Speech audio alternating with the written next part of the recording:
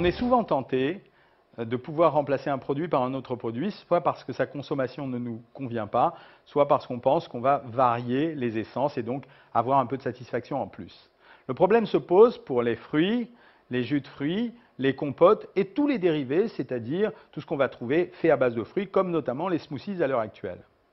En fait, le fruit, il faut le savoir, est un ensemble qui contient de l'eau, des fibres, du sucre, mais également toutes les caractéristiques du fruit, c'est-à-dire quelques vitamines, quelques pectines, quelques oligoéléments, bref, des micronutriments qui sont assez intéressants pour notre santé.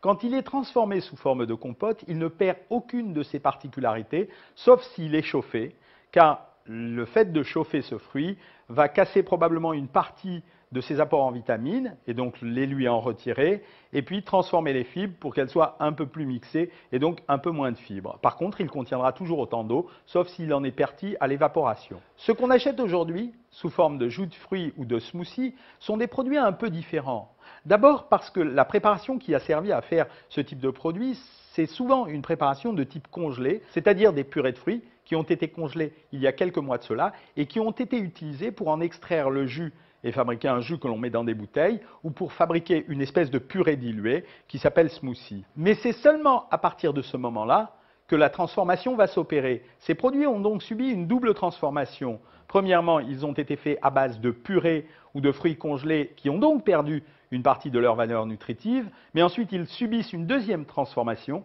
qui fait qu'ils ont reperdu de nouveau une certaine dose de vitamines et ils perdent donc leurs caractéristiques nutritionnelles les plus importantes.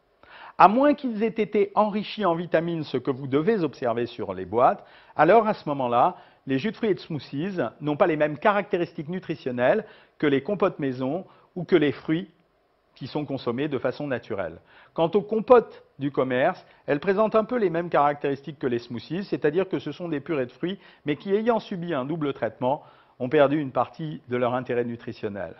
Donc, à votre guise, si vous avez envie de travailler un peu, consommer les fruits de façon crue ou en compote ou en compoté que vous préparez vous-même. Si vraiment vous n'avez pas le choix, absorbez une petite ration de sucre sous forme de compote, de jus de fruits ou de smoothies, mais sachez que vous n'aurez pas toutes les vitamines à l'intérieur et qu'il est recommandé pour vous d'alterner un peu l'un avec l'autre. Alors bon appétit et à bientôt.